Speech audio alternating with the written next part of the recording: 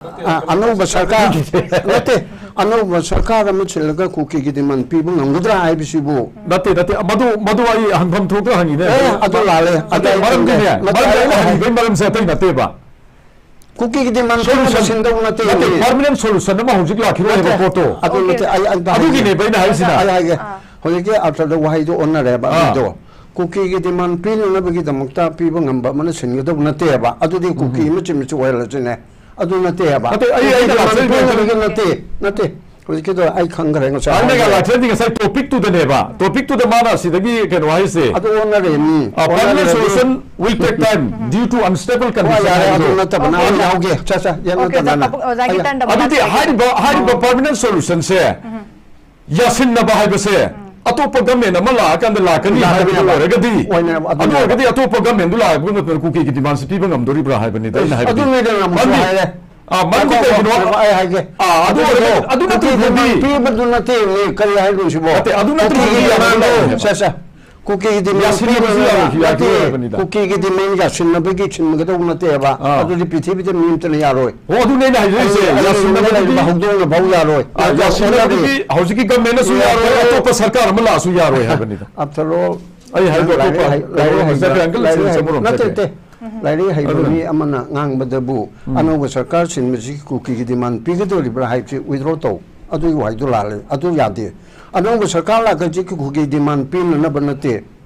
वारी सानना बा अनौबा नुंगाय याइफब अमा पोरकनबनि ngमदरगा मासु तो हाइदोरिमि अदा अनौब सरकार आगा कुकी की डिमांड पिब ngमदोरिब्रा हाइबो वाइ जना अतोप म ओजके बीजेपी के जनरल सेक्रेटरी शरद नसो हाइबको माबदे मसा याउद्रे अनौब सरकार लागा बीजेपी मोगे कुकी की डिमांड पिब ngमदोरिब्रो करिनो अदु वहंदुबो अनौब सरकार ला कलोसे मनपुर योंथोकनबो ला ओहाइदोरिब्रो अदुदि लाकनु अदुदि लाकनु सन्ना सिबना दुम पै अदु नते अदु लाना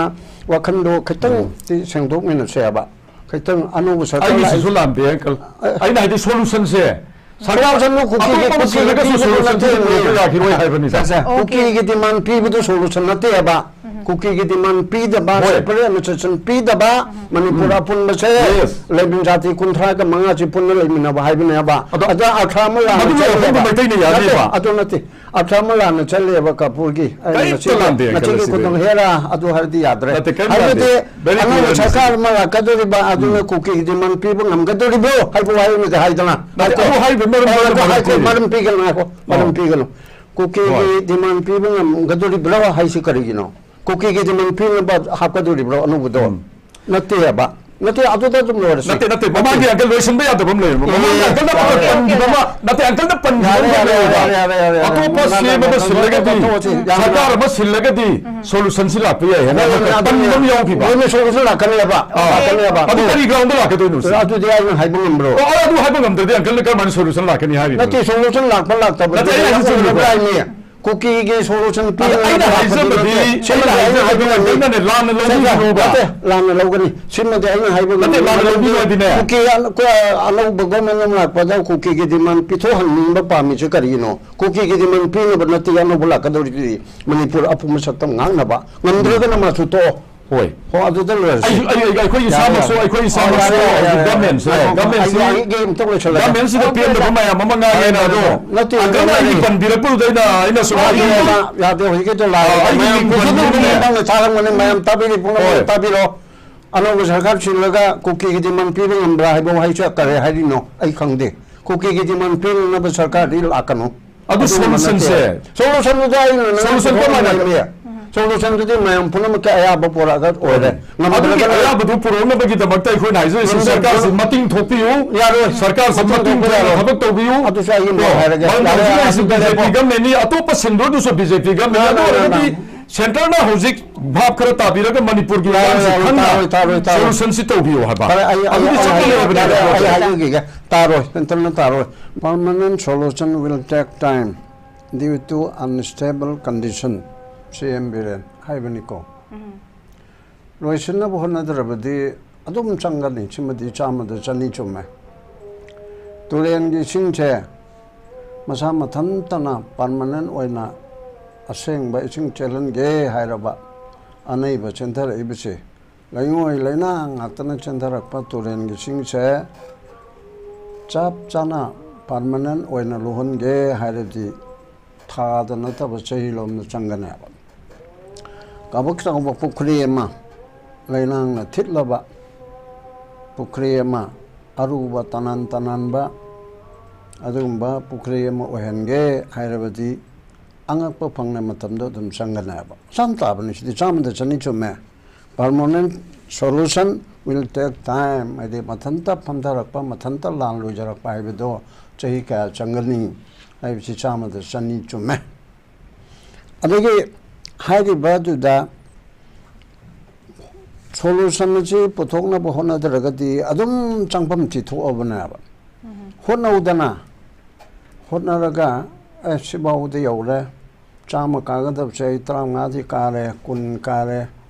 marfu da ngaire humdra da ngaire humfu da ngaire haibadi hona raga di matamdo akakna bo oina ba akoina manipur government aduga with the help of the central government asi tawbasi numit mari mangani hanadi pung amada yarambani hauringi matamda hojikte adumakti ketang henjile harabisu numit mari ne mangani da ngamma ponni dana mara sarkarna adugi ngammi ba pon ado sungot honadragadi in terms of chahidadi changane ba sidi am chumma ponni adu ardi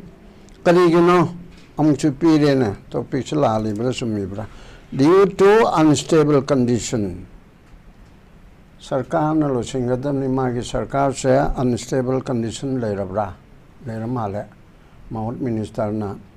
ekoi sengmai yoba yadre sasona se leitre palel digi han yadre somda adudigi han yadre Impal Valley Bishanpur Thauba sidigi han yadre haiba cabinet minister gi marakta aruga BJP gi minister ami namsa kipgen le pau haukip achina manipur thugaini haidra hekta marep kharaba moinina mubar oiraba aduga khulai paiba kuki akhona narco terrorist ne na thon giba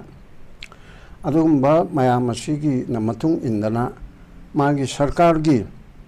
biren sarkar gi chamada 33% na lalhobagi control to sarkar oiraba chamna halabda minister train thoigi manungda kuki ge minister ani yawi adudi chama thokna yan thoga percentage kayano aidi hotpu baite ai gang chon holamda 16% aba chami manungda taratrukche biren gi gamenda kuki terrorist ki representative na minister oyaba chami manungda taratruk amana MLA yang humpu gi manungda MLA tarasi asisu chami manungda taratruk oyaba Vidhan Sabha gi MLA sason representative mayam chi chama thokpi gi taratrukti kuki lamento henba terrorist ki representative oyaba adun di chama da taratrukse manipur government ge chama da taratrukse kuki terrorist na pairiaba asigum bagi laibasina unstable condition oy haribra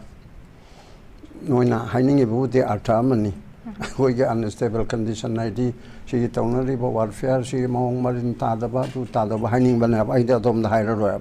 magi sarkar lotion gadori ba sarkar na lotion gadam ni ko miam na lotion mi aba nati manipur sarkar na manangam dragana 355 si naga bharat sarkar na lotion gadam ne aba asigi policy da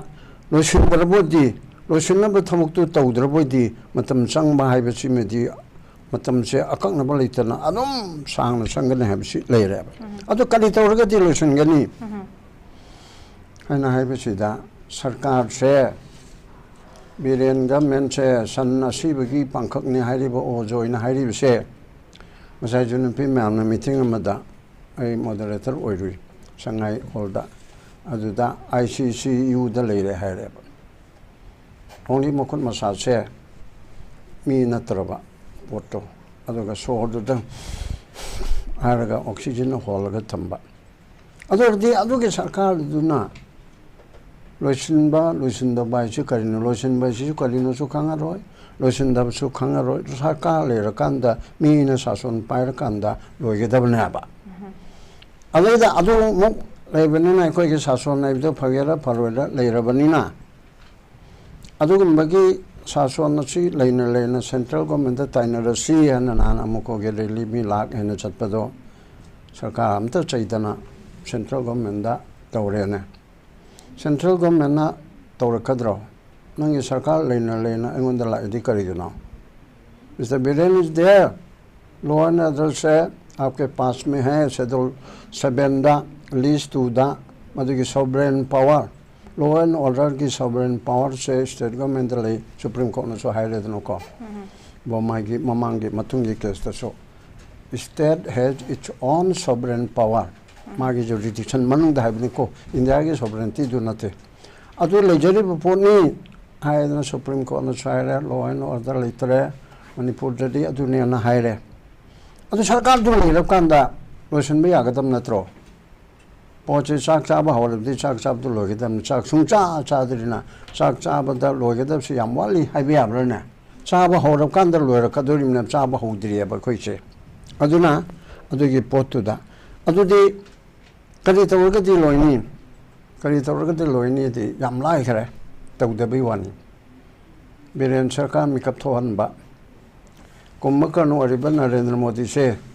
Bhishma सारगा लेरिब से भीष्म जी मथोनी के मरोन तरामरी फाउबनी तवी मसुं द्रौपदी मपी थोपी मतांग ददि हरे Krishna are शक्ति लैगरबदुना दुर्जधन cookie अच्छा cookie दुर्जधन nya सभा दुदा मा crime ngangamde शक्ति लैगरबद मोदी से भीष्म गुमने पृथ्वी the मा number 1 है अदो मणिपुर हर कांदा भीष्मन द्रौपदी के वांगांग बंगमदब जौना मणिपुर हर कांसिदा अस आई बुरसा चकद्रा जको कनोद चकद्रा से तौले इवन अरंग अमन निसिंग ए आई ngasa मीटिंग दा हागे है उदरे राज कपूर अब फाउब फिल्म स्टार अमन ले बसे चाम सुरे मागे मेरा नाम जोकर गाइन तौबा आम फाउब दो अखना नावरिंगदा याम फजन हेरो कुमदो मागी चई चाम सुबिगी मपुक निमित की पालन तौबदा पुंग अमा खरे हेनब्रा काइथोगा माई मनु मया हेरो हेरोइन मचा मसु हेरो कुंब मैम करियर रणधीर कपूर अदु कपूर मया मसि उनेबा अदुदा पुंग अमा हेना मतम मंगन बंगमेबा बट मागी स्टेप मनु तम मलिपा भारत यानिंग न ओरो यानिंग दर न ओरो मर्जर के मेन तोरक पुनधरबा इंडियन स्टेट अमो ओरबा largest democratic country in the world ओइबसिगी स्टेट अमो ओइबसिगी अवा अना मिहात मिपुन मि चन यांखै चौहुम हेन सिरबा युम लिसिंग मापन तरा मै थारबा लिसिंग हुमफु लेफम लेतरबा अंगांग था निपान गी फाउबा चाहंजन जन हाय से हाइबम थोकपनि अदु बहुदा कंता हारखिदरमनाबा ट्रेनस की देन मी अने खक्षी अदु होचिन चले अदु हा अदुदा त्रिपुरादा अदु ममा अदु मसी ये attempt to cannot or me watching on Charlie. Manipur Hibisidi Karim Taudraba. Aduna Kumbakarna di Tata Ruktanima di triple time to Meva. I was over Hodriaba. Aduna see Labanina quiz is so low. Lohan Yaradi. Foreign around the Luxury Lohan Yaradi, Brazagi Kotale, Sarkar Share, Ogdokpa, MLA Yankasa, Nikpa, Aruga, Central Government Chair. असीदा कोई मी लाख अमा go to Delhi मसे आइना कन्न खंजबनी अयंग सो को Maggi meeting दा suggest Hogan खली सरकार the थमरनु थाजबा अदु इंडिया की डेमोक्रेसी की खुदोंग चाबल ओरगा जनवरी का दो ओगदरा था हम संग सागलगा 1 लाख रैली अमा गाड़ी लिसिंग तरा गुमदा अखोय मणिपुर की प्रजा में हमसे होनब तौसी अदोरती तादब याब्रे अंसी हाइबसे मचिनो हरन कोना लाक्चगे होजिकि दिसुमाना थमजगे ओके पबंग याम नुंगाइजे अखोगी हुजिक इरांग से लोशन न बहोदा द्रगदी कमाई लोशन गनी अदु मतम सि यामना चंगी गनी हाई थबी पबंगना अदुगा होजिक मसि लोशन बंगम दबसे अखोगी बिरेन सरकार अदुगा अखोगी प्राइम मिनिस्टर नरेंद्र मोदी सी मिकअप थोक तब हाइबे तारे मखोइ सी मिकअप थोन बचंगी निक पम चंगी अदुगा तब तब हुजिक लेदिबा हाइबे तारे मथौ पांगथोक त्रबगा सीबगा मानरबा सरकार सी द होइना थाजबजे थोदोंगा थमुरानु अदु मसीगी आदा नरेंद्र मोदी सी मिकअप थोनगे मसिद मीटिंग चांगहनगे इरांग सिगी लेदी हाइबे से खांगनगे हाइबे तारगदे अखोइ मयामसे पुन्ना हौरगा मयामगे अचौबा अदुगुम्बा अखोइगी दाइट अमा लैरी हाइबा वफम जितम याम नुंगाइजै पबुंग मथंग राउंड अनि सुबराउंड गिसे पबुंग अखोइगी स्टेट सब्जेक्ट से लैंगाक सेना स्टेट लैंगाक से फजौना कंट्रोल तौग मथौ तौब ngамद्रे स्टेट सब्जेक्ट सिंग से लोना अखोइ यूनियन सुमिटिंग चंगबसे चंगबिद्रे हाइबे तारे अदु ओरे तारगदि हुजि इरांग से सिगी मरक सिदन हाइबे तारे लाक्सिन बंगम मोइदे बिफु म थोलक दुसे दुइ तारगदि तसेंगना अखोइगी मरु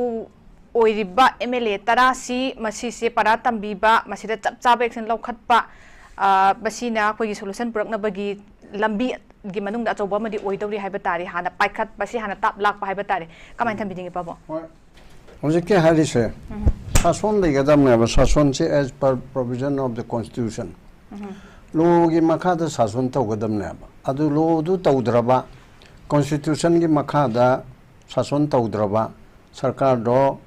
ꯑꯥꯏꯟꯅ ꯌꯥꯗꯕ ꯁꯔꯀꯥꯔꯅꯤ ꯍꯥꯏꯔꯣꯏꯗ꯭ꯔꯥ ꯀꯅꯥꯅꯗꯤ ꯍꯥꯏꯒꯅꯤꯀꯣ ꯑꯗꯨ ꯍꯥꯏꯅꯕ ꯑꯣꯊꯣꯔꯤꯇꯤ ꯂꯩꯇꯦ ꯍꯥꯏꯕꯒꯤ ꯋꯥꯅꯤ ꯍꯣꯏ ꯁꯨꯄ꯭ꯔꯤꯝ ꯀꯣꯔꯠꯅ ꯍꯥꯏ ꯀꯣꯔꯠꯅ ꯉꯁꯥꯏ ꯍꯥꯏꯔꯤꯗꯨꯃꯥꯏꯅ ꯊꯥ 10ꯃꯨꯛꯀꯤ ꯃꯃꯥꯡꯗ ꯍꯥꯏꯈ꯭ꯔꯦ ꯃꯅꯤꯄꯨꯔꯗ ꯂꯣ ꯑꯦꯟ ꯑꯣꯔꯗꯔ ꯄꯨꯔꯥ ꯂꯩꯇꯦꯅ ꯐꯦꯜ ꯑꯣꯏꯕ ꯅꯠꯇꯕ ꯐꯦꯜ ꯑꯣꯏꯕ ꯍꯥꯏꯕꯁꯤ ꯂꯩꯔꯒ ꯌꯧꯗ꯭ꯔꯦ ꯃꯥꯏꯊꯤꯔꯦ ꯍꯥꯏꯕꯅꯦꯕ ꯑꯗꯨ ꯄꯔꯤꯈꯥꯗ ꯌꯥꯎꯔꯒ ꯄꯔꯤꯈꯥꯗꯤ ꯐꯦꯜ ꯑꯣꯏꯔꯦ ꯍꯥꯏꯕꯅꯦꯕ ꯁꯨꯡꯌꯥꯎ ꯌꯥꯎꯗ꯭ꯔꯕ ꯂꯩꯇꯕ ꯍꯥꯏꯕꯁꯦ ꯑꯗꯨ ꯑꯣꯏ ꯂꯩꯔꯝꯃꯦ ꯑꯗꯨꯅ ꯀꯣꯟꯁꯇꯤꯇ꯭ꯌꯨꯁꯟꯒꯤ ꯃꯈꯥꯗ ꯁꯥꯁꯣꯟ ꯑꯃ ꯄꯥꯏꯕꯗ ꯆꯤꯐ ꯃꯤꯅꯤꯁꯇꯔ ꯑꯃꯅ ꯀꯩꯗꯧꯒꯅꯤ ꯒꯚꯔꯟꯃꯦꯟ ꯑꯃꯅ ꯀꯩꯗꯧꯒꯅꯤ ꯍꯥꯏꯕꯗꯨꯒꯤ ꯃꯀꯣꯛꯇꯒꯤ ꯃꯇꯣꯟ ꯐꯥꯎꯕ ꯀꯔꯤꯝꯇ ꯈꯪꯗ꯭ꯔꯕ ꯑꯣꯔ ꯈꯪꯂꯕꯁꯨ ꯇꯧꯗ꯭ꯔꯕ ꯃꯤꯊꯥꯏ ꯈꯔ ꯌꯦꯟꯗꯅ IDPꯒꯤ ꯃꯤꯊꯥꯏ ꯈꯔ ꯌꯦꯟꯗꯅ ꯑꯁꯨꯝ ꯂꯩꯔꯕ ꯍꯥꯏꯗꯤ ꯁꯝꯅ ꯍꯥꯏꯔꯕꯗ ꯑꯩꯅ ꯃꯤꯊꯥꯏ ꯍꯥꯏꯔꯤꯗꯤ ꯆꯦꯡ ꯆꯥꯛ ꯍꯋꯥꯏ ꯆꯦꯡꯋꯥꯏ ꯃꯤꯗꯨ ꯃꯀꯣꯛꯇꯣ ꯀꯥꯏꯍꯜꯂꯦꯔꯒ ꯑꯗꯨꯒꯤ ꯍꯤꯗꯥꯛ ꯄꯤꯕꯔꯣꯝꯗ ꯁꯨꯝ ꯄꯥꯡꯉꯕ ꯃꯀꯣꯛꯇꯣ ꯀꯥꯏꯍꯟꯗꯅꯅꯕ ꯁꯣꯛꯍꯟꯗꯅꯅꯕ ꯍꯥꯠꯍꯟꯗꯅꯅꯕ ꯑꯗꯩ ꯄꯤꯗꯕ ꯁꯣꯛꯂꯛꯑꯕ ꯀꯥꯟꯗ ꯁꯤꯔꯕ ꯀꯥꯟꯗ ꯁꯣꯔꯥꯠꯀꯤ ꯄꯩꯁꯥ ꯈꯔ ꯄꯤꯕꯤꯒꯦ ꯑꯗꯨꯗꯒꯤ ꯄꯣꯌꯦꯡ ꯄꯤꯕꯤꯒꯦ ꯍꯥꯏꯕꯔꯣꯝꯗ ꯑꯣꯏꯅ ꯆꯠꯈ꯭ꯔꯦꯕ ꯑꯗꯨꯅ ꯑꯩꯈꯣꯏ ꯀꯄꯨꯔꯅ ꯍꯥꯏꯗꯣ ꯃꯥꯅ ꯚꯥꯕ ꯑꯃꯗ ꯍꯥꯏꯖꯕꯅꯤ ꯁꯔꯀꯥꯔꯗꯨ ꯀꯔꯤꯝꯇ ꯇꯧꯔꯔꯣꯏꯗꯕ ꯑꯣꯏꯔꯕꯣꯏꯗꯤ ꯑꯗꯨ ꯐꯠꯇꯕ ꯑꯃꯅ ꯁꯤꯜꯂꯕꯁꯨ ꯍꯦꯟꯅ ꯐꯠꯇꯕ꯭ꯔꯅꯦ ꯄ꯭ꯔꯃꯥꯟ ꯑꯃ ꯇꯧꯒꯦ ꯑꯣꯖꯣꯏꯅ ꯍꯥꯏꯕ ꯁꯟ ꯑꯁꯤꯕꯁꯤ ꯑꯣꯏꯍꯜꯂꯕꯗꯤ ꯑꯍꯤꯡꯕ ꯍꯧꯗꯣꯡ ꯑꯃꯅꯕꯨ ꯍꯦꯟꯅ ꯐꯠꯇ꯭ꯔꯣ ꯁꯟ ꯑꯁꯤꯕꯗꯒꯤꯗꯤ ꯍꯧꯗꯣꯡꯅ ꯈꯔ ꯍꯦꯟꯅ ꯐꯔꯤꯅꯤꯗ ꯃꯤꯌꯥꯎꯗꯤ ꯈꯣꯡꯂꯛꯀꯅꯦꯕ ꯃꯉꯣꯟꯗ ꯆꯤꯛꯄꯗ ꯎꯆꯤꯅꯐꯥꯎ ꯍꯦꯟꯅ ꯐꯔꯛꯀꯅꯦꯅꯤ ꯍꯥꯃꯦꯡꯅ ꯐꯥꯎꯕ ꯑꯁꯤꯕ ꯍꯥꯏꯕꯗꯨꯗꯒꯤꯗꯤ ꯁꯤꯗꯕ ꯑꯃꯅꯗꯤ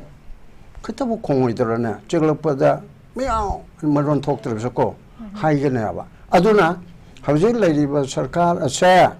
ꯃꯁꯤ ꯁꯤꯜꯂꯒ ꯍꯦꯟꯅ ꯐꯔꯛꯀꯗ꯭ꯔꯥ ꯍꯥꯏꯕꯁꯤꯗꯤ ꯑꯁꯤꯗꯤ ꯑꯩꯉꯣꯟꯗꯗꯤ ꯌꯥꯝꯅ ꯑꯣꯟꯅ ꯇꯩꯅꯕ ꯑꯃ ꯑꯣꯏꯅ ꯊꯣꯛꯈ꯭ꯔꯦ ꯑꯗꯨ ꯀꯟꯅꯕꯨꯗꯤ ꯑꯗꯨꯗ ꯍꯨꯟꯖꯔꯣ ꯍꯦꯟꯕ ꯅꯠꯇꯦ ꯁꯔꯀꯥꯔꯗꯨ ꯂꯩꯇ꯭ꯔꯕ ꯄꯣꯠ ꯑꯃ ꯂꯩꯍꯟꯁꯦ ꯍꯥꯏꯕꯅꯤꯅ ꯑꯃ ꯂꯩꯔꯒꯗꯤ ꯃꯤꯅ ꯄꯥꯟꯗꯧꯔꯤ ꯅꯠꯇ꯭ꯔꯣ ꯍꯧꯖꯤꯛꯀꯤꯁꯤꯗꯤ ꯃꯤ ꯅꯠꯇ꯭ꯔꯦ ꯍꯥꯏꯔꯦ ꯄ꯭ꯔꯃꯣꯟꯅ ꯃꯤꯅ ꯑꯃ ꯑꯣꯏꯔꯕꯗꯤ ꯁꯥꯔ ꯑꯩ ꯂꯥꯛꯆꯒꯦ ꯍꯥꯏꯕꯥꯎꯗꯤ ꯊꯣꯛꯏꯗꯅ ꯑꯅꯧꯕ ꯂꯥꯛꯅ ꯂꯥꯛꯑꯣ ꯂꯥꯛꯑꯣ ꯍꯧꯖꯤꯛ ꯍꯥꯏꯔꯅꯤꯗꯅ ꯄ꯭ꯔꯃꯥꯟꯅꯤ ꯅꯨꯄꯤ ꯑꯉꯥꯡ ꯈꯪꯅꯅꯕ ꯌꯥꯝ ꯂꯥꯏꯅ ꯍꯥꯏꯔꯒꯦ ꯁꯨꯡꯂꯩ ꯂꯩꯇꯕꯗꯒꯤ ꯈꯤꯇꯪ ꯂꯩꯕꯅꯗꯤ ꯐꯩꯗꯅ ꯄ꯭ꯔꯁꯤꯗꯦꯟ ꯔꯨꯜꯅ ꯐꯩ ꯍꯥꯏꯔꯤꯁꯤ ꯀꯔꯤꯒꯤꯅꯣ ꯄ꯭ꯔꯁꯤꯗꯦꯟ ꯔꯨꯜꯗꯗꯤ ꯁꯥꯁꯣꯟ ꯇꯧꯗꯣꯔꯤꯕꯅꯤ ꯃꯤꯅ ꯁꯥꯁꯣꯟ ꯇꯧꯗꯣꯔꯤꯕꯅꯤ ꯏꯪꯂꯤꯁ ꯈꯪꯕ ꯍꯤꯟꯗꯤ ꯈꯪꯕ ꯔꯤꯇꯥꯌꯔ IASꯅ ꯑꯦꯗꯚꯥꯏꯖꯔ ꯑꯣꯏꯗꯣꯔꯤꯕꯅꯤ ꯉꯥꯡꯅꯕ ꯌꯥꯗꯣꯔꯤꯕꯅꯤ ꯑꯩ ꯁꯦꯅꯤꯌꯔ ꯁꯤꯇꯤꯖꯦꯟ ꯃꯣꯏꯅ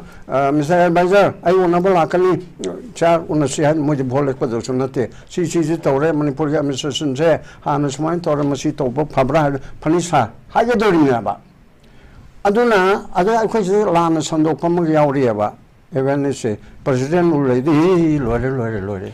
ꯄ꯭ꯔꯁꯤꯗꯦꯟ ꯔꯨꯜꯅ ꯂꯣꯏꯔꯦ ꯑꯁꯤꯕꯨ ꯄ꯭ꯔꯁꯤꯗꯦꯟ ꯔꯨꯜꯅ ꯍꯧꯖꯤꯛ ꯂꯩꯔꯤꯕ ꯑꯁꯤꯗꯒꯤ ꯁꯔꯨꯛ ꯆꯥꯝꯃ ꯍꯦꯟꯅ ꯐꯠꯇ꯭ꯔꯗꯤꯅꯦ ꯐꯒꯤꯗꯤ ꯇꯥꯔꯒꯗ꯭ꯔꯥ ꯅꯥ ꯀꯛꯎ ꯄ꯭ꯔꯁꯤꯗꯦꯟ ꯔꯨꯜ ꯑꯁꯤ ꯃꯤꯅ ꯇꯧꯗꯣꯏꯅꯦꯕ ꯑꯃꯤꯠ ꯁꯥꯍ ꯅꯔꯦꯟꯗ꯭ꯔ ꯃꯣꯗꯤꯅ ꯑꯥꯗꯒꯤ ꯇꯧꯔꯛꯀꯗꯣꯏꯅꯦꯕ ꯌꯥꯝ ꯐꯒꯠꯂꯦꯕ ꯑꯗꯣ ꯄ꯭ꯔꯁꯤꯗꯦꯟ ꯔꯨꯜꯒꯤ ꯃꯍꯨꯠꯇ ꯐꯠꯈꯤꯗ꯭ꯔꯕꯅꯦꯅ ꯈꯜꯂꯣꯅꯦ ꯑꯐꯕꯅꯦꯅ ꯈꯜꯂꯣ ꯃꯣꯏ ꯂꯦꯝꯍꯧꯔꯤꯕ 94 ꯃꯥꯒꯤ ꯄꯥꯔꯇꯤꯒꯤ ꯃꯅꯨꯡꯗꯒꯤ 95 ꯍꯥꯏꯔꯣ ꯑꯗꯨꯒꯤ ꯑꯇꯣꯞꯄ ꯄꯥꯔꯇꯤꯗꯤ ꯁꯤꯜꯂꯣ ꯍꯥꯏꯕ ꯅꯠꯇꯦ ꯁꯤꯟꯕꯁꯨ ꯌꯥꯗꯦ ꯑꯁꯤꯗꯒꯤ ꯑꯃ ꯃꯣꯏꯅ ꯇꯧꯖꯒꯗꯕꯅꯤꯀꯣ ꯉꯁꯥꯏ ꯀꯤꯔꯟ ꯍꯥꯏꯔꯤ ꯆꯨꯝꯃꯦ ꯑꯩꯈꯣꯏꯅ ꯅꯪ ꯑꯣꯏꯔꯣ ꯍꯥꯏꯔꯨꯕ ꯌꯥꯄꯣꯟꯇꯦ ꯑꯩꯈꯣꯏ ꯑꯗꯨꯕꯨ ꯑꯩꯈꯣꯏ ꯄꯦꯟꯗ꯭ꯔꯦ ꯍꯥꯏꯕꯗꯤ ꯑꯩꯈꯣꯏꯅ ꯍꯥꯏꯕꯒꯤ ꯔꯥꯏꯠ ꯂꯩ ꯑꯩꯈꯣꯏ ꯃꯤꯇꯤꯡꯗ ꯐꯥꯇꯤꯡꯗ ꯃꯌꯥꯝꯁꯤꯗ ꯍꯥꯏ ꯑꯗꯨꯃꯅ ꯃꯔꯝ ꯑꯣꯏꯗꯅ ꯑꯩꯈꯣꯏꯅ ꯅꯣꯡꯃꯩ ꯀꯥꯞꯄꯨ ꯍꯤꯡꯁꯥ ꯇꯧ ꯍꯥꯏꯅ ꯏꯟꯁꯤꯟꯕꯗꯤ ꯌꯥꯗꯦ ꯑꯗꯨꯒꯨꯝꯕꯗꯨ ꯀꯅꯥꯒꯨꯝꯕꯅ ꯏꯟꯁꯤꯟꯕ ꯑꯣꯏꯅ ꯎꯕꯅ ꯑꯩꯈꯣꯏ ꯏꯟꯁꯤꯟꯗꯦ ꯗꯦꯃꯣꯀ꯭ꯔꯦꯇꯤꯛ ꯃꯨꯚꯃꯦꯟ ꯗꯦꯃꯣꯀ꯭ꯔꯦꯇꯤꯛ ꯑꯦꯁꯦꯝꯕꯜ ꯇꯧ ꯑꯦꯖ ꯄꯔ ꯂꯣ ꯍꯥꯏꯕꯅ ꯑꯥꯔꯇꯤꯀꯜ 19ꯗ ꯌꯥꯎꯔꯤꯗꯣ ꯑꯗꯨꯅ ꯑꯗꯨꯒꯨꯝꯕ ꯄꯣꯠ ꯑꯗꯨꯗ ꯂꯥꯜ ꯂꯣꯏꯁꯤꯟꯒꯗꯕ ꯃꯤ ꯑꯃꯅ ꯃꯍꯨꯠ ꯁꯤꯜꯂꯒꯗꯤ ꯌꯥꯅꯥꯟꯕꯗ ꯀꯥꯟꯅꯕꯗꯣ ꯑꯩ ꯍꯥꯏꯒꯦꯕ ꯀꯨꯀꯤꯅꯗꯤ ꯍꯧꯖꯤꯛꯀꯤ ꯆꯤꯐ ꯃꯤꯅꯤꯁꯇꯔ ꯂꯩꯔꯗꯤ ꯁꯨꯡꯌꯥ ꯌꯥꯔꯔꯣꯏ ꯍꯥꯏꯔꯦꯕ ꯑꯗꯣ ꯑꯃ ꯁꯤꯜꯂꯕꯗꯤ ꯑꯗꯨꯗꯤ ꯋꯥꯔꯤ ꯁꯥꯟꯅꯔꯅꯤ ꯍꯥꯏꯔꯦ ꯑꯁꯤ ꯍꯥꯏꯔꯀꯥꯟꯗ ꯑꯃꯨꯛ ꯑꯩꯈꯣꯏꯒꯤ ꯑꯄꯪꯗ ꯍꯥꯏꯕ ꯌꯥꯗ꯭ꯔꯥ ꯆꯥꯎꯔꯛꯑꯅꯤ ꯑꯩꯈꯣꯏꯒꯤ ꯃꯔꯛꯇ ꯈꯔ ꯀꯨꯀꯤꯅ ꯄꯥꯝꯕ ꯕꯤꯔꯦꯟ ꯁꯤꯟꯗꯣꯛ ꯍꯥꯏꯕꯁꯤ ꯁꯤꯟꯗꯣꯛꯑꯕꯅꯤꯅ ꯀꯨꯀꯤꯅ ꯄꯥꯝꯕꯗꯨ ꯇꯧꯔꯦ ꯑꯗꯨꯅ ꯀꯨꯀꯤꯅ ꯖꯣꯏ ꯑꯣꯏꯔꯦ ꯁꯤꯕꯨ ꯋꯥꯔꯣ ꯑꯩꯅ ꯐꯠꯇꯕ ꯇꯧꯒꯅꯨ ꯍꯥꯏꯅ ꯍꯥꯏꯕꯁꯤꯗ ꯃꯥꯅ ꯐꯠꯇꯕ ꯇꯧꯒꯅꯨ ꯍꯥꯏꯔꯝꯃꯅꯤꯗꯤ ꯑꯩꯒꯤ ꯌꯥꯅꯗꯕꯅꯤ ꯃꯥꯅ ꯐꯠꯇꯕ ꯇꯧꯒꯅꯨ ꯍꯥꯏꯔꯕꯗꯤ ꯑꯩꯗꯤ ꯐꯠꯇꯕ ꯇꯧꯅꯤ 하이드리브라바 쿠키기 pen 남베기 담부터 신도파 나트라가 마카타나 레헨바 도드리브란 쿠키기 나테미세 아코기 양나바 아코기 core issue세 쿠키 나테바 core issue세 government manipurna thabuk tobungam masisu core issue namna ngamnaso haibedo aduga prime minister na wangang da basisu core issue ni central government na manipur gidam ta khanda basisu core issue ni aina hairip si chumme ba karigino ibu Kukina lan tore da koina kumdre ade kukina kano thabadegi popi thabade thingu badegi tawun adu ko mamta nate adu tawdu kanana kano do na adu gi nate besidi separate administration tawre kari gi tawri imna sason le tabigi natra ba sason le raga bu kari gi separate administration tawdoino sason le raga kari gi separate administration haidoino ba adu na sai tu da lana jat pama to pama pama da sumi imna hai अनु सरकार रमा ओ कांग्रेस की एनते BJP के spokesperson नमा जिरी के इबुंग दुन हाइबु अरमाने अनु सरकार म सिलगा cookie जी पिथोक ngमगदोरिब्रो हाय पिथोक न बसंदोरिब्रना अदुदि यामसादिन पंगमंद्रो अखोना अनु सरकार रमा सिलु हाय से कुकी डिमांड पिनबगी सिलु हाइदोरिब्राबा कुकी की डिमांड की वानते अमनते सेपरेट मिसेशन यादबा अपुन बसक्ता मम पुरक्पा वानेस की हाइबनेबा अदा कापुन सुलान लौरियबा सरकार ना अपुन मछि पुन्न तोबियो चि तोरो चि मिनिस्टर ना मयाम दि हेल्थ मास्टर ना अदुवादी करि को अखोनि सरकार मयाम ओजा मयाम दो कंट्रोल तौदना ओजा मयाम दना सौकलगा हेल्थ मास्टर सु फंक्शन तौला हिसु करि हाइनो चि मिनिस्टर खटलना नुपा तोंग तो हे लो मिनिस्टर नंगना दु तौदमनि फाइनल अदगे फाइनेंस मान पाइरि करि मिनिस्टर नंगना दु तौनि खमचा नंगना दु तौदम सचन नं तौ मान तौगदमनि अखोगे जुदा डेमोक्रेसी ने हायरगा कैबिनेट पोलोनि सिनरिप से कैबिनेट से चीफ मिनिस्टर ना हेड नि हेड ओरबने एनी डिपार्टमेंट एनी मिनिस्ट्री यमगी बजट नत्रगा बिल लम पुथोकदा चीफ मिनिस्टर ने यादरदि यादे सि लोनिको अदुना चीफ मिनिस्टर खत्तना थौना फर ओरकांदा माय कैबिनेट सिंगदो खेमचाना दुदा हाइदो हाइबि यारोय कुकी की मंत्री अनिना तौरिबदो हजि आइन कायरेदना मेकी ट्राइबल अफेयर्स की दु फंगद्रेदना नागालो मयामम सावरेदना चिता होइरिब्राबा